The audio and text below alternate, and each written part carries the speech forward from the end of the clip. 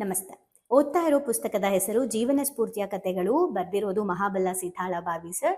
So ಕತೆ ಯಾವುದು ಅಂದ್ರೆ ಕೆಟ್ಟ ಐಡಿಯಾಗಳು.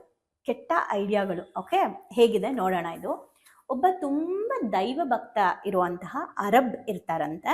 ಆ ವ್ಯಕ್ತಿ ತುಂಬಾ ದೈವ ಭಕ್ತ, ಅವರ ಒಂದು ಧರ್ಮವನ್ನ ಸರಿಯಾಗಿ ಫಾಲೋ ಮಾಡ್ಕೊಂಡು ಬಂದಿರ್ತಾರಂತೆ. ಅವನಿಗೆ ಸಾವು ಸಮೀಪ ಆಗತ್ತಂತೆ.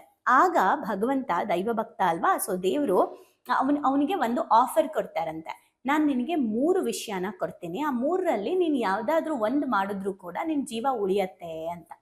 ಆಗ ಏನು ಅರಬ್ಬು ಏನು ಅಂತ ಕೇಳಿದಾಗ ದೇವ್ರು ಹೇಳ್ತಾರಂತೆ 3. ಮೊದಲನೇದು, ನಿನ್ಗೆ ನಿಷ್ಠಾವಂತ ಆಗಿರುವಂತಹ ನಿನ್ನ ಸ್ನೇಹಿತ ಅಥವಾ ನಿನ್ನ ಸೇವಕನಿಗೆ ನೀನು ಹೊಡಿಬೇಕು ಅಂತ. 2ನೇದು, ನಿನ್ನ ಹೆಂಡತಿಗೆ ಹೊಡಿಬೇಕು, ಇಲ್ಲ ಅಂತ ಅಂದ್ರೆ ನೀನು ಕುಡಿಬೇಕು ಅಂತ ಹೇಳ. ಈ 3ರಲ್ಲಿ ಒಂದು ಕೆಲಸ ಮಾಡಿದ್ರು ನೀನು ಉಳಿತೀಯ ಅಂತ. ಸೊ ಅರಬ್ಬು ಯೋಚನೆ ಮಾಡ್ತಾರಂತೆ, ಇದೆಲ್ಲ ನಮ್ಮ ಗ್ರಂಥದಲ್ಲಿ ಆಪೋಸಿಟ್. ಅಂದ್ರೆ ನಮ್ಮ ಜೊತೆ ಸೇವೆ ಮಾಡೋರ್ಗೆ ನಾವು ಹೊಡಿಬಾರ್ದು, ಕೆಟ್ಟದಾಗಿ ನೆಡ್ಸ್ಕೋಬಾರ್ದು, ಹೆಂಡತಿಗೆ ಹೊಡೆಯೋನು ಗಂಡಸೇ ಅಲ್ಲ, ಆಮೇಲೆ ಕುಡಿಯೋದು ನಮ್ದ್ರಲ್ಲಿ ನಿಷಿದ್ಧ. ಆದ್ರೆ ನಾನು ಉಳಿಬೇಕು ಅಂದ್ರೆ ಏನ್ ಮಾಡ್ಬೇಕು ಅಂತ ಯೋಚನೆ ಮಾಡಿದಾಗ, ಅಯ್ಯೋ ಇಷ್ಟು ವರ್ಷ ನನ್ನ ಜೊತೆಲಿದ್ದಾನೆ, ಇವನ್ಗೆ ನಾನು ಯಾವುದೇ ಕಾರಣಕ್ಕೂ ಅನ್ಯಾಯ ಮಾಡಕ್ಕಾಗಲ್ಲ, ಇದು ನಾನು ಮಾಡಲ್ಲ. ಹೆಂಡತಿ ಪಾಪದವಳು, ಅವಳಿಗೆ ನಾನು ತೊಂದರೆ ಮಾಡಲ್ಲ, ಅದಕ್ಕೆ ನಾನು ಇವಳಿಗೂ ಹೊಡೆಯಲ್ಲ, ಹೋಗ್ಲಿ ಕುಡಿದ್ ಬಿಡೋಣ, ಇದನ್ನ ಮಾಡೋದ್ರಿಂದನಾದ್ರೂ ನನ್ನ ಲೈಫ್ ಉಳಿಯತ್ತೆ ಅಂದ್ಬಿಟ್ಟು ಕುಡಿಯಕ್ ಶುರು ಮಾಡ್ತಾನಂತೆ. ಕುಡಿಯಕ್ ಸ್ಟಾರ್ಟ್ ಮಾಡಿದ ತಕ್ಷಣ ಅವನಿಗೆ ಇನ್ನ ಕುಡಿಬೇಕು ಅಂತ ಅನ್ಸತ್ತಂತೆ.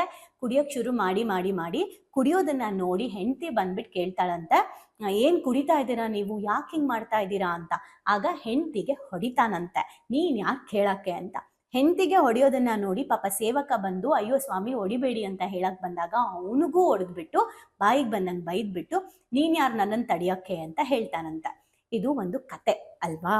ಇದನ್ನ ನಾವು ನಮ್ಮ ಲೈಫ್ಗೆ ಎಷ್ಟು ಚೆನ್ನಾಗಿ ಕನೆಕ್ಟ್ ಮಾಡ್ಕೋಬಹುದು ಅಂದ್ರೆ, ನಾವು ತುಂಬಾ ಕಷ್ಟ ಕಾಲದಲ್ಲಿದ್ದಾಗ ಸಮಸ್ಯೆಗಳನ್ನ ಎದುರಿಸ್ಬೇಕಾದ್ರೆ ಯಾರಾದ್ರೂ ಒಬ್ರು ಬಂದು ನಮ್ಗೆ ಡಬ್ಬ ಐಡಿಯಾ ಕೊಟ್ಬಿಟ್ರೆ, ಓ ಅದೇ ಭಗವಂತ ನನಗೆ ಕೊಟ್ಟಿರುವಂತಹ ದಾರಿ ಅಂತ ಅನ್ಕೊಂಡು ನಾವು ಆ ದಾರಿನ, ಆ ಐಡಿಯಾನ ಫಾಲೋ ಮಾಡಕ್ ಹೋಗ್ಬಿಟ್ಟು ಕುಡಿಯೋಕ್ ಶುರು ಮಾಡಿ, ಅಂದ್ರೆ ತಪ್ಪು ಮಾಡಕ್ ಶುರು ಮಾಡಿ, ಓ ಇದರಿಂದ ಪರಿಹಾರ ಸಿಗುತ್ತೆ ಅಂತ ಸುಮ್ನೆ ತಪ್ಪುಗಳ ಅಂದ್ರೆ ಪರಿಹಾರ ಅನ್ಕೊಂಡು ನಾವು ತಪ್ಪನ್ನ ಮಾಡಿ ಪದೇ ಪದೇ ಅದೇ ತಪ್ಪನ್ನ ಮಾಡ್ತಾ ಎಲ್ಲವನ್ನ ಕಳ್ಕೊಂಡು ಬರ್ತೀವಿ ಲೈಫಲ್ಲಿ.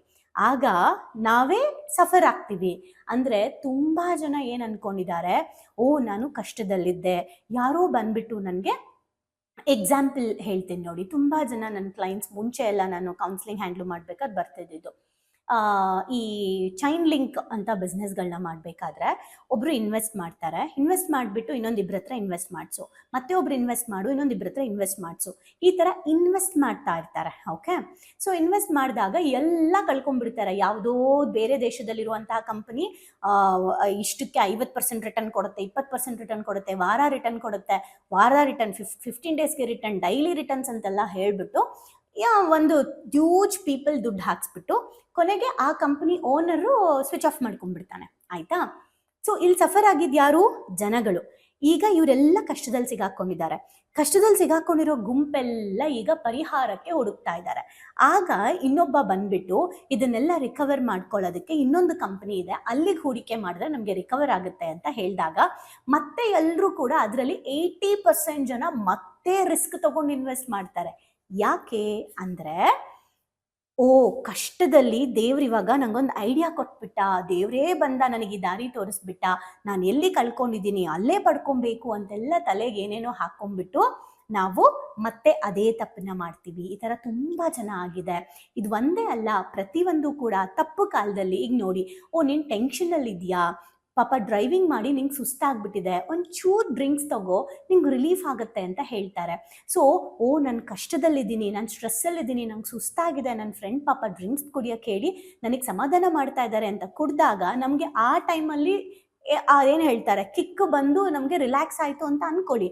ಮತ್ತೆ ಕುಡಿಯೋಕ್ಕೆ ಸ್ಟಾರ್ಟ್ ಮಾಡ್ತೀನಿ, ನಂಗೆ ಸ್ಟ್ರೆಸ್ಸು, ನಂಗೆ ಸುಸ್ತು, ನಂಗೆ ಸ್ಟ್ರೆಸ್ಸು, ನಂಗೆ ಸುಸ್ತು. ಓ ದೇವ್ರ ಥರ ನನ್ನ ಫ್ರೆಂಡ್ ನನಗೆ ಸ್ಟ್ರೆಸ್ ರಿಲೀಫ್ ಹೇಳ್ಕೊಟ್ಬಿಟ್ಟ ಅಂತ. ಯಾಕೆ ಇದನ್ನು ಹೇಳ್ತಾ ಇದ್ದೀನಿ ಅಂದರೆ, ನಾವು ಕಷ್ಟದಲ್ಲಿದ್ದಾಗ ನಮಗೆ ಕೊಡೋ ಎಲ್ಲ ಪರಿಹಾರಗಳು ಸೂಪರ್ ಅನಿಸ್ಬಿಟ್ಟು ತಪ್ಪು ದಾರಿಗೆ ಹೋಗೋ ಸಾಧ್ಯತೆಗಳು ಜಾಸ್ತಿ ಇರುತ್ತೆ. 80% ಪೀಪಲ್ ಈ ತಪ್ಪನ್ನ ಮಾಡ್ತಾರೆ ಮತ್ತೆ ಸಫರ್ ಆಗ್ತಾರೆ. ಆದರೆ ನಾವು ಕಷ್ಟದಲ್ಲಿ ಇದ್ದಾಗ್ಲೇನೆ ಸರಿಯಾದ ಜ್ಞಾನವನ್ನ ತಗೊಂಡು ಸರಿಯಾದ ನಿರ್ಧಾರವನ್ನ ಮಾಡಬೇಕಾಗತ್ತೆ. ಆ ಟೈಮಲ್ಲಿ ಕಷ್ಟವನ್ನ ನೀವು ಹೇಗೆ ಟಾಲ್ರೇಟ್ ಮಾಡಬೇಕು, ತಡ್ಕೋಬೇಕು, ಆ ಕಷ್ಟಕ್ಕೆ ಪರಿಹಾರವನ್ನ ನೀವೇ ಹೇಗೆ ಹುಡುಕೋಬೇಕು ಅನ್ನೋದನ್ನ ನಾವು ಕಲಿಬೇಕೇ ಹೊರತು ಏನೋ ಪರಿಹಾರ ಹೇಳಿದ್ರು ಇದಕ್ಕೆ ಅದು ಸೊಲ್ಯೂಷನ್, ಅದಕ್ಕೆ ಇದು ಸೊಲ್ಯೂಷನ್ ಅನ್ಕೊಂಡು ನಾವು ರಾಂಗ್ ರೂಟ್ಗೆ ಹೋಗಬಾರ್ದು. ಕಷ್ಟದ ಪರಿಸ್ಥಿತಿಯಲ್ಲೇ ತಾಳ್ಮೆ ಜಾಸ್ತಿ ಇರಬೇಕು, ಕಷ್ಟದ ಪರಿಸ್ಥಿತಿಯಲ್ಲೇ ಜ್ಞಾನ ಪಡ್ಕೋಬೇಕು, ಕಷ್ಟದ ಪರಿಸ್ಥಿತಿಯಲ್ಲೇ ಸಮಾಧಾನ ಇರಬೇಕು. ಸೊ ನಾವು ಕಷ್ಟದ ಪರಿಸ್ಥಿತಿಯಲ್ಲಿ ಇದ್ದಾಗ್ಲೇ ನಿರ್ಧಾರಗಳನ್ನ ಸರಿಯಾಗಿ ತಗೋಬೇಕು. ಯಾಕಂದ್ರೆ ಕಷ್ಟದ ಪರಿಸ್ಥಿತಿಯಲ್ಲಿದ್ದಾಗಲೇ ರಾಂಗ್ ರೂಟ್ಗಳಿಗೆ ಇವತ್ತು ಹೋಗ್ತಾ ಇರೋದು. ಯಂಗ್ಸ್ಟರ್ಸ್ಗಳಾಗಿರ್ಬೋದು, ಜಾಬ್ ಸಿಗ್ತಿಲ್ಲ ಅಂತ ಇವತ್ತು ಸೈಬರ್ ಕ್ರೈಮ್ಗಳು ಜಾಸ್ತಿ ಮಾಡ್ತಾ ಇದ್ದಾರೆ. ಹಾಗೆ 80% ಜನ ಕಷ್ಟದಲ್ಲಿ ಇದೀನಿ ಅಂತಾನೆ ಕಳ್ತನಗಳೆಲ್ಲ ಜಾಸ್ತಿ ಆಗ್ತಾ ಇದೆ. ಆ ಕ್ಷಣದ ಏನೋ ಒಂದು ಸ್ಟ್ರೆಸ್ನ ರಿಲೀಫ್ ಮಾಡ್ಕೊಳ್ಳೋಕ್ಕೆ ಅಪರಾಧಗಳು ಜಾಸ್ತಿ ಆಗ್ತಾ ಇದೆ. ಈಗ ನೀವು ಯೋಚನೆ ಮಾಡಿ, ಹೌದು ಮೇಡಮ್, ನಾನು ಹೀಗೆ ಕಷ್ಟದಲ್ಲಿದ್ದಾಗ ಯಾರೋ ಮಾತು ಕೇಳಿಕೊಂಡು ನಾನು ಮೋಸ ಹೋಗ್ಬಿಟ್ಟಿದ್ದೀನಿ. ಅದು ಹಣದಲ್ಲಾಗಿರ್ಬೋದು, ಸಂಬಂಧದಲ್ಲಾಗಿರ್ಬೋದು. ಒಬ್ರು ಯಾರೋ ಮೋಸ ಮಾಡ್ತಾರೆ ಲವ್ವಲ್ಲಿ, ಇನ್ನೊಬ್ರು ಯಾರೋ ಎಂಟ್ರಿ ಆಗ್ತಾರೆ, ಓ ದೇವ್ರೇ ನನಗೆ ಈ ಹುಡುಗಿನ ಕಳಿಸ್ತಾ ನನ್ನ ಲೈಫ್ಗೆ ಅನ್ಕೊಂಡು ಮತ್ತೆ ಅದೇ ತಪ್ಪನ್ನ ಮಾಡೋದು. ಈ ರೀತಿ ನಾವು ನಮಗೆ ಗೊತ್ತಿಲ್ಲದೆ ನಾವೇ ಇದು ನನಗೆ ಬಂದಿದೆ ಅಂತ ಅನ್ಕೊಳ್ತೀವಿ. ಆದರೆ ನಾವು ನಿರ್ಧಾರ ಮಾಡಕ್ ಮುಂಚೆ ಆ ಕಷ್ಟದ ಸಮಯದಲ್ಲೇ ಪ್ರಜ್ಞೆ ಇರಬೇಕು. ಅವಾಗ ನಾವು ತಪ್ಪುಗಳನ್ನು ಮಾಡಲ್ಲ. ಸೊ ಈಗ ನೀವು ಯೋಚನೆ ಮಾಡಿ, ಹೌದು ಮೇಡಮ್, ಮುಂಚೆ ನಾನು ಹಿಂಗೆ ಮಾಡ್ತಾ ಇದ್ದೆ, ಈಗ ಕಷ್ಟದ ಸಮಯದಲ್ಲಿ ಪರಿಹಾರದ ಕಡೆಗೆ, ಜ್ಞಾನದ ಕಡೆಗೆ, ಸಮಾಧಾನ, ತಾಳ್ಮೆ ಆ್ಯಂಡ್ ನನ್ನನ್ನು ನಾನು ಬಿಲ್ಡ್ ಮಾಡ್ಕೊಡೋದ್ರ ಕಡೆಗೆ ನಾನು ಇವತ್ತು ಕೆಲಸ ಮಾಡ್ತಾ ಇದ್ದೀನಿ, ಅಥವಾ ಈ ಪುಸ್ತಕಗಳಿಂದ ಪರಿವರ್ತನೆಯ ಮೂಲಕ ನಾನು ಪರಿವರ್ತನೆ ಆಗ್ತಾ ಇದ್ದೀನಿ ಅನ್ನೋದಾದರೆ ನೀವೆಲ್ಲ ಒಂದು ಕಮೆಂಟ್ ಮಾಡಿ, ನಾನು ಪರಿವರ್ತನೆ ಆಗುತ್ತಿದ್ದೇನೆ, ನಾನು ಒಳ್ಳೆಯ ರೀತಿಯಲ್ಲಿ ಪರಿವರ್ತನೆ ಆಗುತ್ತಿದ್ದೇನೆ ಅಂತ ಅಫರ್ಮೇಷನ್ ಮಾಡಿ ನೀವು ಕೂಡ ಟ್ರಾನ್ಸ್ಫಾರ್ಮ್ ಆಗ್ತೀರಾ. ಯಾರಿನ್ನೂ ಆಗಿಲ್ಲ, ನಾನು ಇವತ್ತಿನಿಂದ ಒಳ್ಳೆಯ ರೀತಿಯಲ್ಲಿ ಪರಿವರ್ತನೆ ಆಗುತ್ತೇನೆ ಅಂತ ಕಮೆಂಟ್ ಹಾಕಿ. ಸೊ ತುಂಬ ಜನಕ್ಕೆ ಇದನ್ನು ಶೇರ್ ಮಾಡಿ, ಅವರು ನಿರ್ಧಾರಗಳನ್ನ ತಗೊಂಡು ಜೀವನ ಹಾಳು ಮಾಡ್ಕೊಳ್ಳೋಕೆ ಮುಂಚೆ ನಿಮ್ಮ ಒಂದು ಶೇರ್ ಅವ್ರನ್ನ ಚೆನ್ನಾಗಿಟ್ಕೊಳ್ಳುತ್ತೆ. So sharing is caring. Thank you. ಭಾವನೆಗಳಿಗಂದ್ರೆ ಶಾಲೆಗೆ ಬಂದು ತುಂಬಾ ಖುಷಿ ಆಯ್ತು. ಲೈಫಲ್ಲಿ ತುಂಬಾ ಅಂದ್ರೆ ತುಂಬಾ ಕ್ಲಾರಿಟಿ ಬಂದಿದೆ. ತುಂಬಾನೇ ಬದಲಾವಣೆ ಆಗಿದೆ. ನಂಗೆ ತುಂಬಾ ಖುಷಿ ಇದೆ ನಾನು ಇಲ್ಲಿಗೆ ಬಂದಿರೋದು. ನನಗೆ ತುಂಬಾ ಖುಷಿ ಆಗ್ತದೆ. ಪ್ರತಿಯೊಂದಕ್ಕೂ ಸ್ಫೂರ್ತಿ ಸಿಕ್ಕಿದೆ, ನೆಮ್ಮದಿ ಸಿಕ್ಕಿದೆ. ಒನ್ ವರ್ಡ್ ಅಲ್ಲಿ ಹೇಳ್ಬೇಕಂದ್ರೆ ಇಟ್ ಈಸ್ ಅಲ್ಟಿಮೇಟ್. ಲೈಫ್ ತುಂಬ ಕಾಂಪ್ಲಿಕೇಟ್ ಅಂದ್ಕೊಂಡಿದ್ದೆ, ಬಟ್ ಈ ಕ್ಲಾಸಿಗೆ ಸೇರಿದ್ಮೇಲೆ ತುಂಬ ಈಸಿಯಾಗಿ ಅರ್ಥಪೂರ್ಣವಾಗಿ ಹೇಗೆ ಜೀವಿಸ್ಬೇಕು ಅನ್ನೋದು ಗೊತ್ತಾಯ್ತು. ಆಕ್ಚುಲ್ ಆಗಿ ನಂಗೆ ತುಂಬಾ ಖುಷಿ ಇದೆ ನಾನು ಇಲ್ಲಿಗೆ ಬಂದಿರೋದು. ಈ ಒಂದು ವರ್ಕ್ಶಾಪ್ ಬಂದಿರೋ ಉದ್ದೇಶ ಅಂದರೆ ತಾರಾ ಮೇಡಮು ಏನೇ ಕೊಟ್ಟರು ಒಂದು ಅದ್ಭುತವಾಗಿ ಸ್ಪೆಷಲ್ ಆಗಿ ಕೊಡ್ತಾರೆ ಅನ್ನೋ ನಂಬಿಕೆ ಇದೆ. ಈ ಒಂದು ವರ್ಕ್ಶಾಪಲ್ಲಿ ಇನ್ನೂ ಅದ್ಭುತವಾಗಿ ಸಿಗ್ತದೆ ಅಂತ ನಂಬ್ಕೊಂಡು ಬಂದಿದ್ದೀನಿ. ಖಂಡಿತ ಆಗುತ್ತೆ. ಡೈಲಿ ಹೊಸ ಟಾಪಿಕ್ ನಾವು ಡೈಲಿ ವೇಟ್ ಮಾಡ್ತಾ ಇರ್ತೀವಿ, ಇವತ್ತೇನು ಹೇಳ್ಕೊಡ್ತಾರೆ, ನಾಳೆ ಏನು ಹೇಳ್ಕೊಡ್ತಾರೆ ಅಂತೇಳಿ. ನಾನು ಎಲ್ಲರಿಗೂ ಹೇಳೋದಷ್ಟೇ, ಅವ್ರು ಕೊಡೋ ಎಲ್ಲ ಟಾಸ್ಕ್ನು ಚೆನ್ನಾಗಿ ಫಾಲೋ ಅಪ್ ಮಾಡಿದರೆ ನಿಮ್ಮ ಜೀವನ ಇನ್ನೂ ತುಂಬ ಚೆನ್ನಾಗಿರುತ್ತೆ. ಎಜುಕೇಶನ್ ಬಂದ್ಮೇಲೆ ನನ್ನ ಲೈಫ್ ಸೇವ್ ಆಯ್ತು ಅಂತಾನೆ ಹೇಳ್ಬೋದು. ಸೊ ಬಹಳನೇ ಖುಷಿ ಇದೆ. ನಮ್ಮನ್ನ ನಾವು ಟ್ರಾನ್ಸ್ಫಾರ್ಮ್ ಮಾಡ್ಕೊಂಡು ಈ ಹ್ಯಾಬಿಟ್ಸ್ ಎಲ್ಲ ನಾವು ಇನ್ಸ್ಟಾಲ್ ಮಾಡ್ಕೊಂಡ್ರೆ ನಮ್ಮ ಲೈಫ್ ಖಂಡಿತವಾಗ್ಲೂ ಸಕ್ಸಸ್ಫುಲ್ ಆಗುತ್ತೆ ಅಂತ ಅಂದ್ಬಿಟ್ಟು. ಸೊ ನಿಮ್ಮ ಲೈಫ್ ಚೇಂಜಿಂಗ್ ಟ್ರಾನ್ಸ್ಫಾರ್ಮೇಶನ್ ಅಂತ ಅಂದ್ರೆ ಇದಕ್ಕೆ ಎಮೋಜಿಮ್ is the most and main ಕಾರಣ ಅಂತಾನೆ ಹೇಳ್ತೀನಿ. ಎಕ್ಸ್ಪ್ರೆಸ್ ಮಾಡ್ಬೇಕಂದ್ರೆ ಒಂದು ವರ್ಡ್ ಅದು ಭಾಳ ಚಿಕ್ಕದಾಗತ್ತೆ. ಅದು ಏನಂತಂದ್ರೆ ಥ್ಯಾಂಕ್ ಯು ಅನ್ನೋಂಥ ವರ್ಡ್ ಮಾತ್ರ ನಾನು ಎಕ್ಸ್ಪ್ರೆಸ್ ಮಾಡ್ಬೋದು.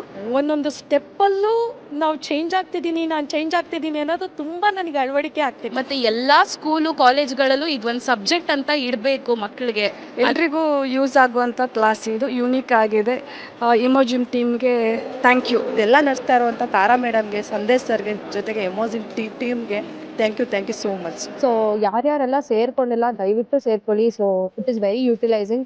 ಲೈಫ್ ಲಾಂಗ್ ಯಾರಿಗಾದ್ರೂ ಚಿರಋಣಿಯಾಗಿರ್ತೀವಿ ಅಂದರೆ ಅದು ಸಂದೇಶನ ಮತ್ತು ತಾರಾ. ಸೊ ಬನ್ನಿ ಭಾವನೆಗಳಿಗೊಂದು ಶಾಲೆನ ಎಂಟರ್ ಆಗಿ ಅದನ್ನ ಫೀಲ್ ಮಾಡಿ. ಅಂದ್ರೆ ರಿಕ್ವೆಸ್ಟ್ ಮಾಡ್ಕೊಂತಿದ್ದೀನಿ ನಿಮಗೆ, ಇದರಿಂದ ಲಾಸ್ ಆಗೋದಂತೂ ಏನೂ ಇಲ್ಲ, ಬಟ್ ಲೈಫಲ್ಲಿ ತುಂಬಾನೇ ಪಡ್ಕೊಂತೀನಿ ನಾನು. ಅದಕ್ಕೆ ನಾನು ಶೋರ್ ಗ್ಯಾರಂಟಿ ಕೊಡ್ತೀನಿ ನಾನು.